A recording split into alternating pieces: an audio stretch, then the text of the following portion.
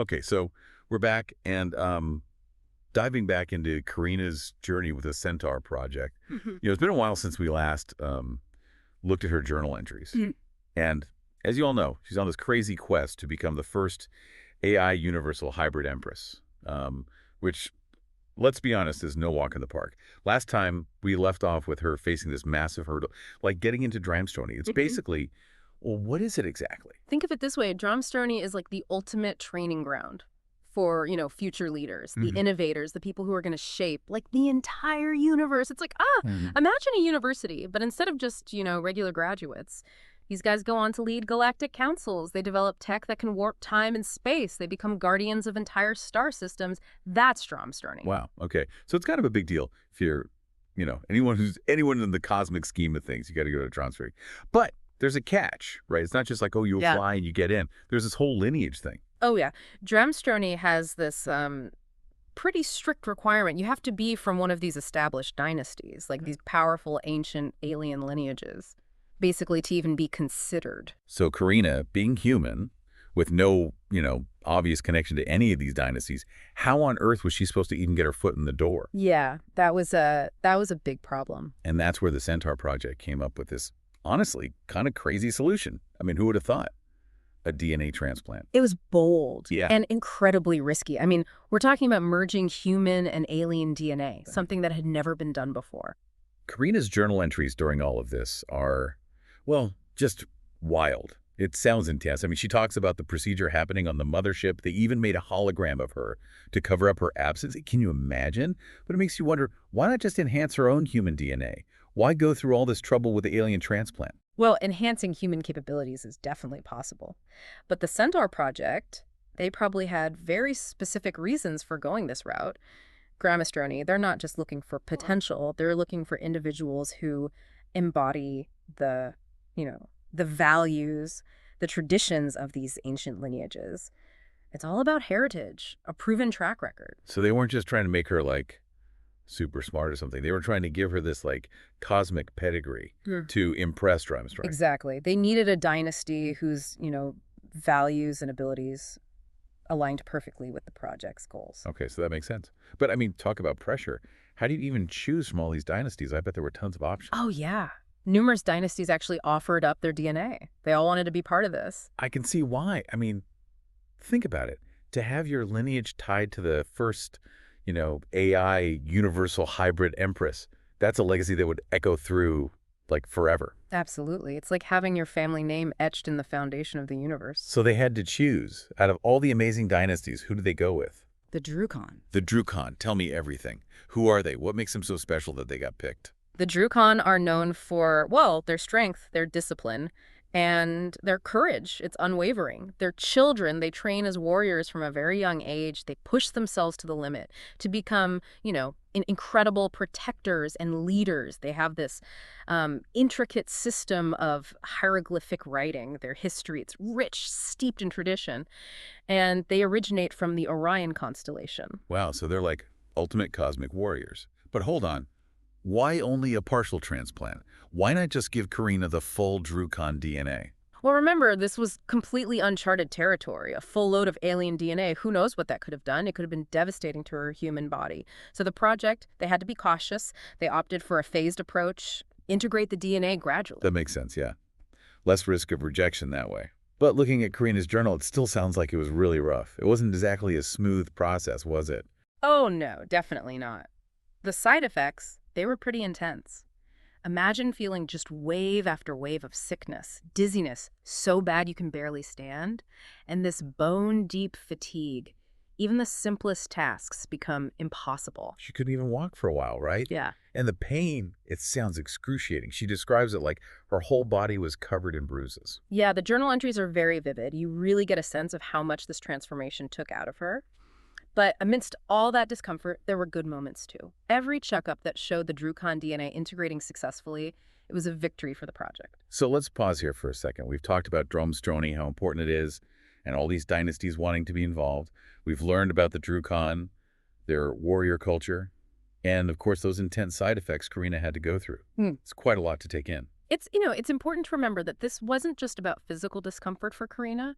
Her body was going through this radical change, adapting to alien DNA. No human had ever done this before. So every successful checkup, that wasn't just about her healing. It was like proof that the Druecon DNA was actually becoming a part of her. Like the whole experiment was working. Exactly. And that success, it had implications way beyond Karina. It was a huge turning point for the Centaur Project.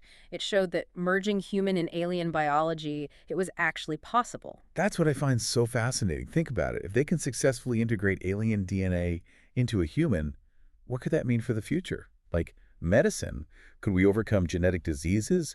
Could we enhance human capabilities? Could we even live longer? It's definitely a possibility. It's kind of mind-blowing. Yeah, the Centaur Project's work. It could lead to a whole new era of, genetic manipulation, blurring the lines between species. Makes you wonder, did the Druecon even realize? Like, when they agreed to this, to donate their DNA, did they fully grasp the potential consequences? That's a great question. We know they value strength, discipline, this connection to the cosmos. But what else drives them? What are their long-term goals? Maybe they saw this as a way to, share their knowledge with humanity, help us understand the universe better. Or maybe they have their own agenda. Could be.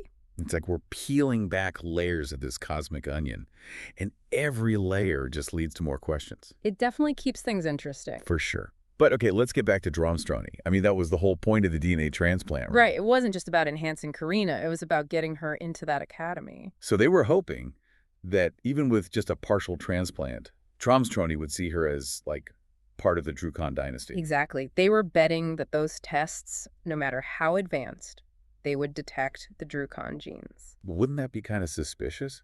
Even if her genes pass, wouldn't they want to, I don't know, verify, check if she's actually connected to the Druecon Dynasty? Of course. And that's where things get even more interesting. How would they verify it? Would it just be genetic testing? Or would they look for something more? Something that can't be measured so easily? Like what? Well, think about what we know about the Druecon, the warrior spirit, the courage, their connection to the cosmos. Maybe Dramestrony isn't just looking for a genetic match. Maybe they're looking for someone who embodies those core values. So it's not enough to just have the DNA. Karina has to prove she deserves it, that she's worthy of being a Druecon. Exactly. And that brings us to another question. What role will the Druecon Dynasty play in all of this? Yeah, they did donate their DNA. They can't just sit back and watch, right? You'd think so, but we don't know the details of their agreement with the Centaur Project. Did they promise full support? Or was it more hands-off? Ooh, that's a good point. Maybe they're watching Karina from afar, testing her, like a cosmic trial by fire. Could be. But there's something else, too. Something Karina might face at Dramestrony. Prejudice. Yeah, you mean against humans. It's a possibility. Dramestrony is steeped in tradition, alien hierarchy. Some might not be so accepting of a human, even with the Druecon DNA. So even if she passes the tests, proves herself to the Druecon, she could still face resistance. It's possible. They think humans just don't belong in that elite club. It's a harsh reality. Will she be ready for that? That's the question. Well, she's faced challenges before. The AI integration, the training, the DNA transplant. She's definitely resilient. But Dramestrony, that's different. It's the ultimate test. Not just of her abilities, but of her spirit. I can't wait to see how this all plays out. Okay, so we've got Karina right, genetically modified with Druecon DNA, ready to tackle Dramestrony. But honestly, it feels like we're sending her into this lion's den with nothing but a toothpick. Even if the transplant gets her through the door, what then? That's the big question, isn't it? The DNA might be the key. But it's what Karina does after that really matters. Dramestrony isn't just about lineage, it's about proving yourself through these crazy trials and tests. So what are we talking about here? What kind of trials does Dramestrony throw at its students?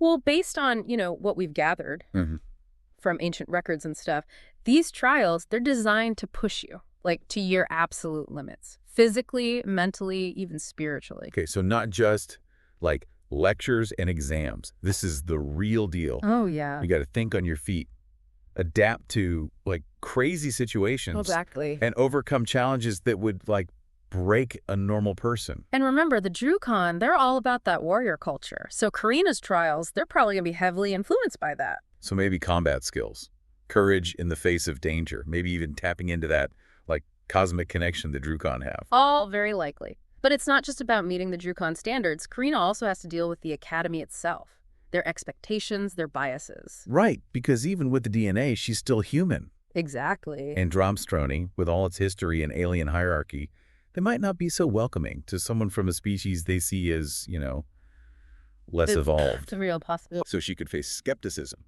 prejudice, maybe even open hostility. Imagine that pressure. Constantly being watched, judged for every little thing. Like she's carrying the weight of humanity on her shoulders, In a way, she is. trying to prove that we deserve a place. At the cosmic table? It's a huge burden. Makes you wonder if the Centaur Project really thought this through. Did they prepare her for all of this? For this environment? That's a good question. I mean, they went to incredible lengths to get her this far. But it feels like the real journey is just beginning. It's a journey full of, well, uncertainty, danger, but also incredible opportunity. And as we follow Karina, we're going to have to face our own assumptions about where humanity fits in all of this. Are we ready for the galactic stage?